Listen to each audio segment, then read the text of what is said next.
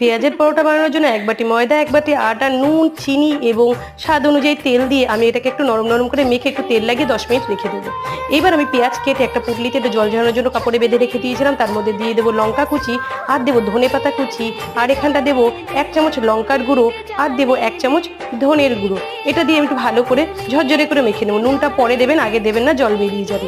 এবার নুন দিয়ে দিয়েছি, আর এখানটার সাথে সাথে দিয়ে দেবো 1 চামচ যে কোনো আচারের মশলা দিয়ে মেখে নেবো। এবার একটা রুটির মতন এরকম বেলে নিয়েছি, বেলে নিয়ে এটাকে কিন্তু পুরটা একটু অন্যরকম করে ভরতে হবে, আলুর পরোটার মতন পুর ভরলে কিন্তু হবে না।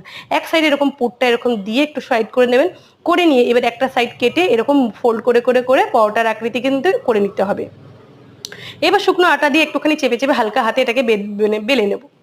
এবার তাওয়ায় দিয়ে আমি এপিট ওপিট করে যেরকম ভাবে আমরা পরোটা ভাজি একটুখানি সেভাবে ভালো করে লাল লাল করে ভেজে নেবো। আমার পরোটা ভাজা হয়ে গেছে পেঁয়াজের। যদি ভালো লাগে আমার চ্যানেলটাকে লাইক শেয়ার সাবস্ক্রাইব করবেন। ভালো থাকবেন, সুস্থ থাকবেন, হাতাখুন্তি কড়াইয়ের সাথে থাকবেন।